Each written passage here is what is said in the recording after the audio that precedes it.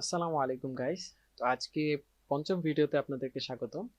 তো এই পঞ্চম ভিডিওতে আমি আপনাদেরকে বেশ কিছু শর্টকাটস এবং কিছু জিনিস যেগুলো মিস হয়ে যায় আমাদের অনেক সময়, সেই জিনিসগুলো সম্পর্কে বলবো।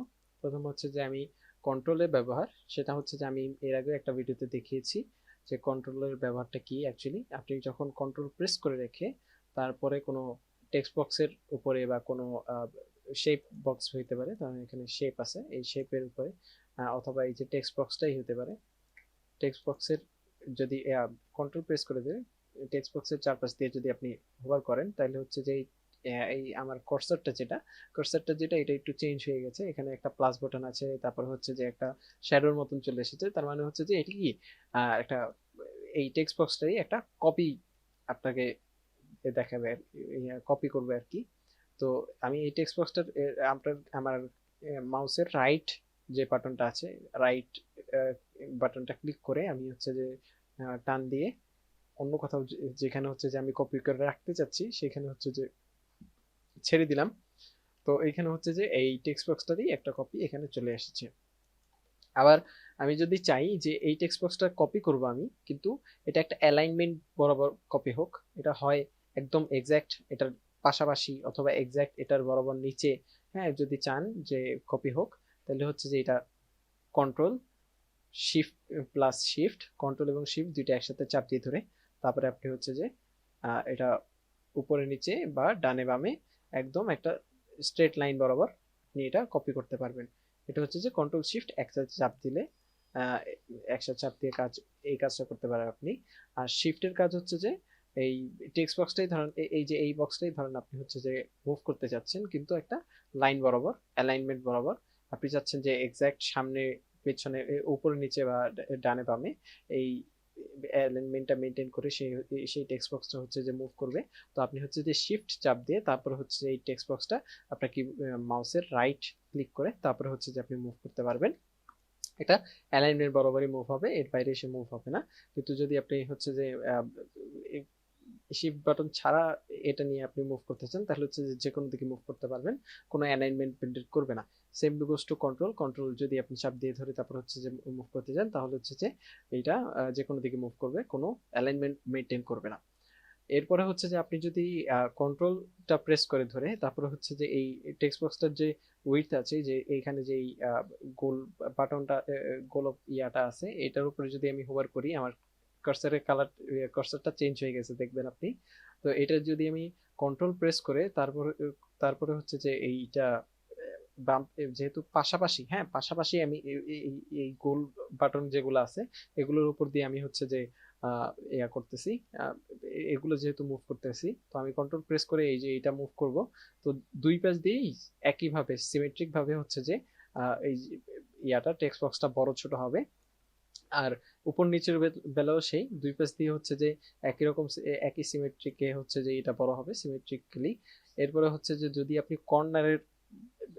কর্নারের বাটনটা যে আছে, যে গোল বাটনটা, এইটার উপরে যদি আপনি হোভার করে তারপর হচ্ছে যে কন্ট্রোল প্রেস করে যদি আপনি এটা মুভ করতে যান, তাহলে হচ্ছে যে এটা সব দিকে সেম হারে বাড়বে কমবে। এই যে এই জিনিসটা হচ্ছে যে কন্ট্রোল প্রেস করলে হবে। আবার এই সেম জিনিসটা এই আর ক্ষেত্রেও কি বলে, শিফটের ক্ষেত্রেও, শিফটে যদি আপনি হচ্ছে যে আমি এখন হচ্ছে যে শিফট প্রেস করে তারপরে হচ্ছে যে এই টেক্সট বক্সটার সাইজ বড় ছোট করব, শিফট প্রেস করে এই টেক্সট বক্সের সাইজ ছোট বড় করলে জাস্ট নর্মালি ছোট বড় হয় আর কি, ডান পাশ ডান বাম তারপরে হচ্ছে যে উপর নিচ এই দিকগুলোতে। যদি আপনি শিফট প্রেস করে এই কর্নারের যে বাটনটা আছে এই বাটনটা ধরে আপনি টানলেন, তাহলে হচ্ছে যে এটা সব দিক থেকে সেম রেশিও মেনটেন করে তারপর হচ্ছে যে বড় হবে। ঠিক আছে, আহ, বড় ছোট হবে আর কি। যদি আপনি কন্ট্রোল প্রেস করেন তাহলে সব একদম চারপাশ দিয়ে সেম ভাবে বড় হবে। কিন্তু আপনি যদি শিফট প্রেস করেন তাহলে একটা যে কর্নারটা আপনি সিলেক্ট করেননি ওইটা ওইটা হচ্ছে যে আগের মতো থাকবে, কিন্তু আপনি হচ্ছে যে যেটা সিলেক্ট করেছেন সেই দিক দিয়ে রেশিওটা সেম রেখে, প্রিভিয়াস রেশিওর মতো রেখে বড় ছোট হবে আর কি। তো এই গেল হচ্ছে যে কন্ট্রোল এবং শিফটের যে দুইটা ইউজেস আমি দেখাইলাম। এরপরে হচ্ছে যে কন্ট্রোল প্লাস শিফট এই দুইটা যদি একসাথে আপনি চাপ দেন, মানে চাপ দিয়ে ধরেন, তাহলে হচ্ছে যে আপনি টেক্সট বক্স বড় কি বলে এই টেক্সট বক্সটা কপি করতে পারবেন, এই জিনিসটা দেখিয়েছি।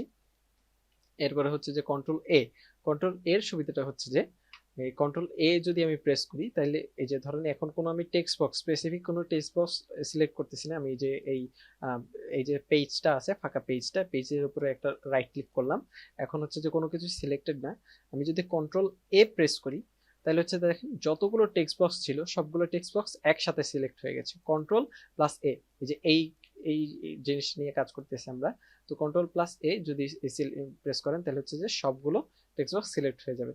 কন্ট্রোল এরপর হচ্ছে যে যদি কোনো টেক্সট বক্সের ভিতরে যে টেক্সটগুলো আছে এই ধরনের একটা টেক্সট বক্স আছে, এর ভিতরে অনেকগুলো লেখা আছে, আপনি পুরো লেখাগুলো একসাথে সিলেক্ট করতে চাচ্ছেন, তো কন্ট্রোল এ, এই টেক্সট বক্সের ভিতরে যখন হচ্ছে যে আপনার কার্সরটা পয়েন্টারটা হচ্ছে যে বারবার বিপ করতেছে, তো এই অবস্থায় আপনি হচ্ছে যে কন্ট্রোল এ প্রেস করবেন, তো এই টেক্সট বক্সের ভিতরে যতগুলো টেক্সট ছিল সবগুলো সিলেক্ট হয়ে গেছে। এরপরে কন্ট্রোল সির কাজ হচ্ছে যে কপি করা কোনো জিনিস, আপনি যদি কন্ট্রোল সি প্রেস করেন তাহলে হচ্ছে যে এই জিনিসটা কপি হয়ে যাবে।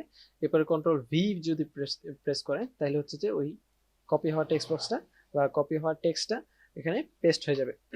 এরপর হচ্ছে যে কন্ট্রোল এক্স আছে, এটা দিয়ে কাট করে, হ্যাঁ, কন্ট্রোল এক্স যদি আমি প্রেস করি এইটা হচ্ছে যে আমার কাট হয়ে গেছে, এখানে যে কোনো জায়গায় আমি এটা পেস্ট করতে পারি। ঠিক আছে, ধরেন এই জায়গায় আমি পেস্ট করছি, হতে পারে আমি পরের স্লাইডে গিয়ে পেস্ট করতে পারতাম। এরপরে হচ্ছে যে কন্ট্রোল জেড এর কাজ হচ্ছে যে আন্ডু করা, একটু আগে যে কাজটা আমি করছি ওই কাজটা যদি আমি না করতে চাই, প্রিভিয়াস অবস্থায় যেতে চাই, তাহলে হচ্ছে যে আমি কন্ট্রোল জেড দিব। দেখেন আমি একটু আগে এই কাজগুলো করেছি, আর যদি আমি মানে যে জিনিসটা আমি করেছি রিডিউ করতে যদি চাই, যেটা আমি মানে আন্ডু করেছি, এরপরে যদি আমি আগের অবস্থায় ফেরত যেতে চাই, মানে ধরেন এই যে টেক্সট বক্সটা এই যে এইখানে হচ্ছে যে ইয়াটা ছিল, আমি এটা হচ্ছে যে ডিলিট করেছি, এখন আমি যদি কন্ট্রোল জেড দেই তাহলে হচ্ছে যে এই শেপটা চলে আসছে, আর যদি কন্ট্রোল ওয়াই দেই তাহলে হচ্ছে যে এই শেপটা ডিলিট করে দেওয়ার পরবর্তী অবস্থায় চলে গেছে। এটা হচ্ছে যে আপনি যখন ইউজ করবেন তখন আরো ভালোভাবে বুঝতে পারবেন।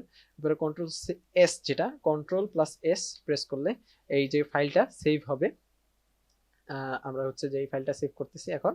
এরপর হচ্ছে যে কন্ট্রোল এফ যদি আপনি প্রেস করেন, কন্ট্রোল এফ প্রেস করলে আপনি যদি কোনো একটা শব্দ বা কোনো একটা জিনিস যদি খুঁজতে চান, ধরেন এখানে 200-300 স্লাইড আছে, এর মধ্যে আপনি হচ্ছে যে কোনো একটা শব্দ বা কোনো একটা জিনিস খুঁজতে চাচ্ছেন, তখন হচ্ছে যে ওই টেক্সটটা আপনি এই জায়গায় লিখতে পারেন। এরপর হচ্ছে যে ম্যাচ কেস, আপনি যদি সেম কেস ম্যাচ করতে চান তাহলে হচ্ছে যে ম্যাচ কেস, তারপর হচ্ছে যে ফাইন্ড হোল ওয়ার্ড অনলি, হ্যাঁ, শুধুমাত্র এই ওয়ার্ডটাই যদি আপনি খুঁজে পেতে চান তাহলে হচ্ছে যে এই অপশনটা ইয়া করবেন। এরপরে হচ্ছে যে যদি আপনি রিপ্লেস করতে চান তাহলে হচ্ছে যে কন্ট্রোল এইচ প্রেস করবেন, কন্ট্রোল এইচ প্রেস করলে এখানে হচ্ছে যে যেই ওয়ার্ডটা আপনি ফাইন্ড করতে চান এবং রিপ্লেস যেটা দিয়ে করতে চান সেই দুইটা ওয়ার্ড লিখবেন। কেস ম্যাচ করাতে চাইলে ম্যাচ কেসেস লিখবেন। এরপর হচ্ছে যে ফাইন্ড হোল ওয়ার্ডস অনলি, এইটাও সিলেক্ট করে নিতে পারেন। এরপরে হচ্ছে যে রিপ্লেস অল দিলে আপনার যতগুলো স্লাইড আছে প্রত্যেকটা স্লাইডেই এই জিনিসটা রিপ্লেস হয়ে যাবে। আপনি যখন ইউজ করবেন তখন হচ্ছে যে এই জিনিসটা আরো ক্লিয়ার হবে। ধরেন এখানে হচ্ছে যে কন্ট্রোল জির কাজ হচ্ছে যে এখানে ধরেন অনেকগুলো টেক্সট বক্স আছে না, সবগুলো টেক্সট বক্স আমি সিলেক্ট করলাম, সিলেক্ট করে এখন আমি চাই এই টেক্সট বক্স গুলো একটা হিসেবে আচরণ করুক, একটা কম্পোনেন্ট হিসেবে আচরণ করুক, তখন আমি কন্ট্রোল জি দিব। কন্ট্রোল জি দিলে এই পুরোটা মিলে একটা টেক্সট বক্স হয়ে গেল, মানে একটা গ্রুপ হয়ে গেল আর কি। তো এই গ্রুপটা আমি ধরে হচ্ছে যে একসাথে মুভ করতে পারবো, একসাথে বড় ছোট করতে পারবো, মানে আমি যা খুশি তাই করতে পারবো এখন এই গ্রুপটাকে। এখন আমি কন্ট্রোল জেড দিয়ে আন্ডু করতে চাচ্ছি, কন্ট্রোল জেড দিয়ে আমি আন্ডু করে নিলাম। ওকে, এরপর আমি হচ্ছে যে এই গ্রুপটা যে করছি এই গ্রুপটাকে আমি আনগ্রুপ কিভাবে করব, এই এই গ্রুপটাকে আমি সিলেক্ট করব, সিলেক্ট করে কন্ট্রোল প্লাস শিফট প্লাস জি যদি দেই তাহলে এটা আনগ্রুপ হয়ে যাবে। তো এই যে কন্ট্রোল গ্রুপ, এটা হচ্ছে যে গ্রুপ, এরপর হচ্ছে যে কন্ট্রোল শিফট প্লাস জি, এটা হচ্ছে যে আনগ্রুপ। এরপরে যদি আপনি কন্ট্রোল ডি প্রেস করেন তাহলে হচ্ছে যে একটা ডুপ্লিকেট চলে আসবে, কন্ট্রোল ডি তে ডুপ্লিকেট। এরপর হচ্ছে যে কন্ট্রোল এম যদি প্রেস করেন, control plus capital M, not only M, control plus M, এটা হচ্ছে যে আপনার যদি ক্যাপস লক অন না হয়ে থাকে তাহলে হচ্ছে যে আপনি control plus shift plus M যদি প্রেস করেন তাহলে হচ্ছে যে একটা নতুন স্লাইড চলে আসবে। দেখেন এই স্লাইড থেকে একটা নতুন স্লাইড চলে আসছে। একটু আগে কিন্তু আমার এখানে দুইটা স্লাইড ছিল, দেখেন আমি যখন control plus shift plus M press করছি, মানে ক্যাপিটাল এম প্রেসটা করছি, তখন হচ্ছে যে একটা নতুন স্লাইড চলে আসছে। এরপর হচ্ছে যে যদি কন্ট্রোল এন প্রেস করেন, কন্ট্রোল প্লাস এন, কন্ট্রোল এ প্লাস এন প্রেস করলে একটা নতুন উইন্ডো চলে আসছে। দেখেন এই যে পাওয়ার পয়েন্ট আমার এতক্ষণ একটা ছিল, এখন হচ্ছে যে আরেকটা পাওয়ার পয়েন্ট ফাইল চলে আসছে। আমি এটা ডিলিট করে দিচ্ছি। এরপরে হচ্ছে যে যদি কন্ট্রোল ও প্রেস করেন, কন্ট্রোল প্লাস ও প্রেস করলে এরপরে একটা আপনি এই ফাইল থেকে অন্য কোনো ফাইলে যদি সুইচ করতে চান তাহলে হচ্ছে যে কন্ট্রোল প্লাস ও প্রেস করবেন। আমি আবার ব্যাকে যাচ্ছি। এবার কন্ট্রোল প্লাস পি যদি প্রেস করেন তাহলে হচ্ছে যে এটা প্রিন্টে চলে যাবে, প্রিন্ট। এরপরে হচ্ছে যে এই আরেকটা ইয়া আছে, শর্টকাট আছে, সেটা হচ্ছে যে এই টেক্সট গুলো আমি হচ্ছে যে কন্ট্রোল এ দিয়ে সিলেক্ট করে নিলাম ভিতরের টেক্সট গুলো। আমি চাচ্ছি যে এই টেক্সট গুলো আমি ইকুয়েশনের ভিতরে লিখবো, এই যে এই ডিলিট করে দিতে, সো আমি ডিলিট করে দিলাম। এখন আমি ইকুয়েশন যে টুলটা আছে, ইকুয়েশন টুলের একটা শর্টকাট আপনাদেরকে শিখাই রাখি। অল্টার প্লাস অল্টার বাটনটা চাপ ধরে ধরে আপনার হচ্ছে যে কিবোর্ডের যে ইকুয়াল সাইনটা আছে, ইকুয়াল সাইনটা আপনি প্রেস করবেন। আরেকবার দেখাচ্ছি।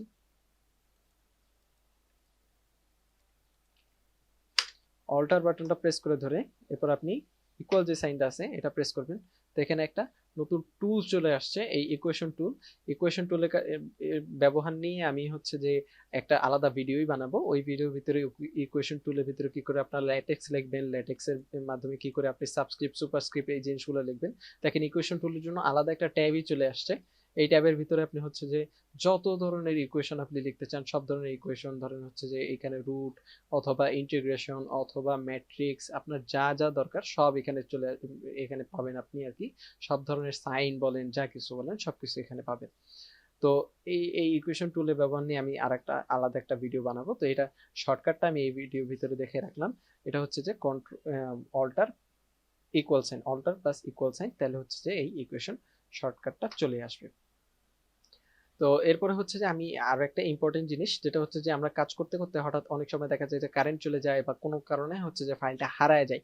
হারায় যেন না যায় এই কারণে হচ্ছে যে আমরা এই অটো সেভের যে অপশনটা আছে এই অপশনটা ইউজ করব। তো অটো সেভের অপশনটা আমি কোত্থেকে পাবো?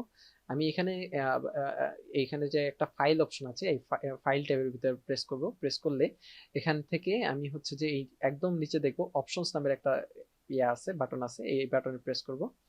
এখানে গেলে জেনারেল একটা আছে, জেনারেল থেকে আপনি হচ্ছে যে এই সেভে যাবেন। সেভ, এখানে গিয়ে এখানে একটা অপশন আপনি টিক দিয়ে নেবেন, save auto recover information every. এখানে হচ্ছে যে আপনি কয় মিনিট দিতে চান এটা সিলেক্ট করা যায়। আমি হচ্ছে যে 1 মিনিট দিয়ে রাখছি, প্রতি 1 মিনিট পর পর এই ডেটাগুলো সেভ হইতে থাকবে। মানে আমার পিসি যদি কোনো কারণে বন্ধ হয়ে যায়, তো কোনো কারণে যদি আমি সেভ না করতে পারি তাহলে হচ্ছে যে অটো সেভ হয়ে থাকবে। মানে আমি 1 মিনিট আগে যে জিনিসটা ইয়া করছিলাম, মানে যে কাজটা করছিলাম ওই জিনিসটা অটো সেভ হতে থাকবে। এরপরে হচ্ছে যে আপনি এটা অটো সেভ দিয়ে সেভ করে রাখবেন, ওকে ইয়া করে রাখবেন, তাহলে হচ্ছে যে কি আপনার এই ফাইলটা হারায় যাওয়ার সম্ভাবনা কম থাকবে। আপনি হচ্ছে যে এই অপশনসে যাবেন, অপশনস থেকে কিভাবে করবেন আমি দেখিয়েছি।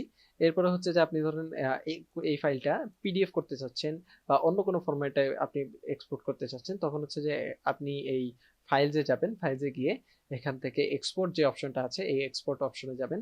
এখান থেকে আপনি দেখেন পিডিএফ বা এক্সপিএস এই যে ফরম্যাটটা আছে এই ফরম্যাটে আপনি এক্সপোর্ট করতে পারবেন, বা আপনি এখান থেকে ভিডিও বানাতে পারবেন। হ্যাঁ, এরপর হচ্ছে যে এই হ্যান্ড নোটস ক্রিয়েট করতে পারবে, আপনার ইচ্ছা আর কি এইখানে যে জিনিসটা দরকার। তবে ম্যাক্সিমাম সময় আমাদের পিডিএফ করার প্রয়োজন পড়ে, তাই আপনাকে যদি বলা হয় পিডিএফ করে দিতে, তাই আপনি তখন আপনি হচ্ছে যে এখানে এক্সপোর্টে যাবেন, এক্সপোর্টে গিয়ে এখান থেকে পিডিএফ হিসেবে এক্সপোর্ট দিবেন। এই ভিডিওতে আমি যতটুকু সম্ভব এই শর্টকাট যেগুলো আছে সেগুলো মানে আমরা আমাদের রেগুলার ইউজের ভিতরে থাকে সেগুলো আমি এখানে দেখানোর চেষ্টা করছি। এছাড়াও আপনার যদি আরো ডিটেলস শর্টকাটস গুলো জানতে চান তাহলে হচ্ছে যে আপনি গুগলে গিয়ে নর্মালি সার্চ করে ফেলবেন যে পাওয়ার পয়েন্ট শর্টকাটস, তাহলে হচ্ছে যে দেখতে পারবেন যে আরো কি কি শর্টকাট গুলো আছে, আরো কি কি শর্টকাট কিজ আছে, সেগুলো আপনারা দেখতে পারেন, চাইলে ইউজও করতে পারেন যদি আপনাদের প্রয়োজন হয়। তবে এই জিনিসগুলোর বাইরে আশা করি প্রয়োজন লাগবে না। আমিও একটা লিস্ট আপনাদেরকে দিয়ে দিব এই ভিডিওর ক্যাপশনে অথবা ডেসক্রিপশনে, যেখান থেকে আপনি হচ্ছে যে আরো ডিটেলস শর্টকাটস এর ব্যাপারে জানতে পারবেন। তো আজকের ভিডিও এই পর্যন্তই, ধন্যবাদ সবাইকে।